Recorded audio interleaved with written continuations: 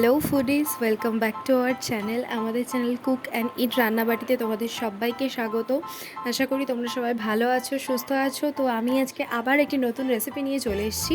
আজকে আমরা রান্না করব শাহি পনির। শাহি পনির এবং পরোটার কম্বিনেশন কিন্তু অনবদ্য। তো যে কোনো দিন আপনারা বাড়িতে এই রেসিপিটি বানিয়েই ফেলতে পারেন খুব সহজে। তো চলুন দেখে নিই কীভাবে বানাতে হবে শাহি পনির।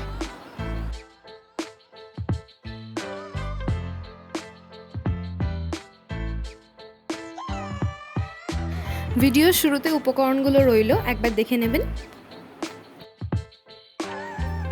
শাহি পনির রান্নার যে মূল উপকরণ সেটা হলো পনির। এখানে আমরা পনিরের একটা বড় কিউব নিয়েছি। এবার এই পনিরগুলোকে আমরা পিস করে নেব। এই পিস করা পনিরগুলো কিন্তু এরপরে আমরা গরম জলে সিদ্ধ করব।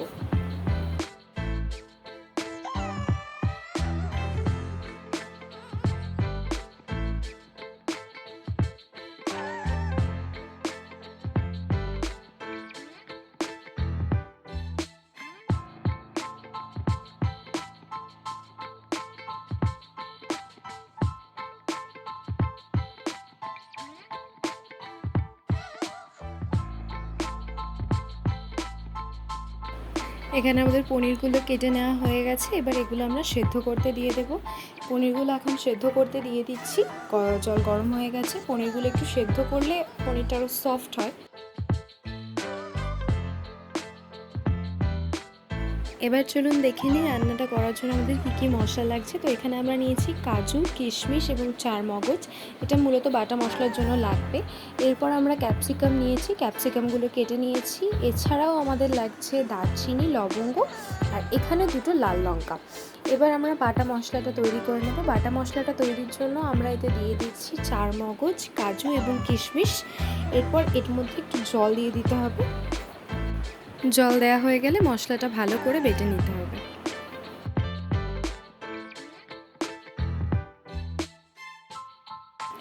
এখানে আমাদের রান্নার জন্য যে বাটা মশলা সেটা তৈরি হয়ে গেছে। এটা আমরা আলাদা করে রেখে দেব, রান্নাতে ব্যবহার করব।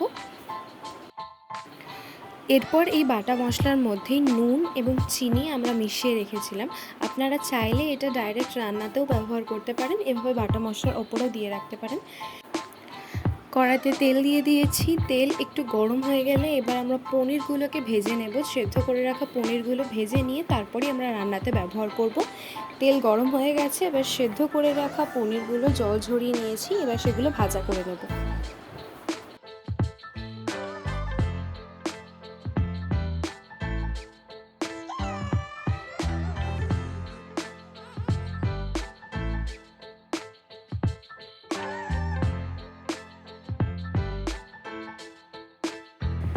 আমার পনির ভাজা হয়ে গেছে। পনিরগুলো হালকা লালচে করে ভাজবেন। হালকা লালচে ভাজা হয়ে গেলে নামিয়ে নেবেন।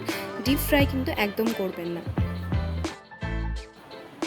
এরপর আমরা আসল রান্নাতে চলে যাই। এবার আমরা ফোড়নের মশলাগুলো দিয়ে দিচ্ছি। ফোড়নের জন্য আমরা এখানে দিয়েছি দারচিনি এবং লবঙ্গ।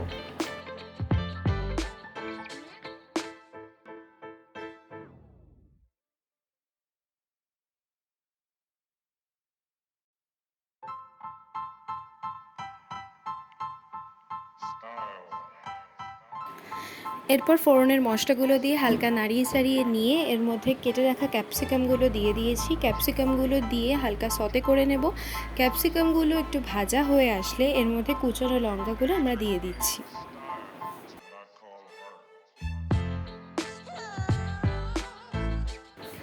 আমাদের ক্যাপসিকাম লঙ্কা ভাজা ভাজা হয়ে এসছে। এরপর আমরা এর মধ্যে দিয়ে দিচ্ছি আমাদের বেটে রাখা মশলাটা, যেটা আমরা চারমগজ, কাজু, কিশমিশ দিয়ে তৈরি করেছিলাম।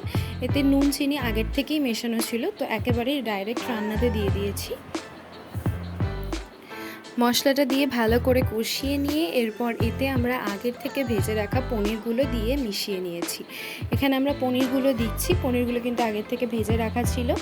সিদ্ধ করার পর অবশ্যই ভেজে নেবেন।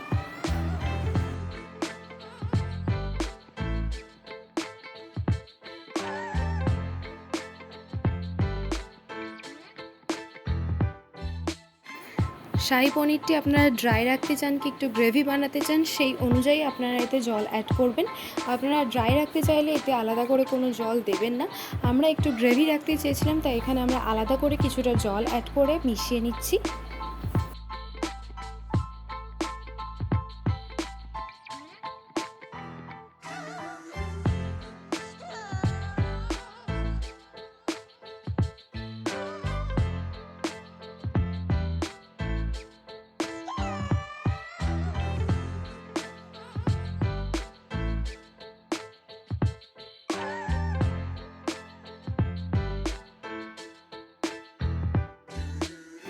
আমাদের রান্না প্রায় শেষের দিকে, এবার আমরা এটাকে নামিয়ে নেব। আমাদের শাহি পনির এখানে প্রায় তৈরি হয়ে এসছে।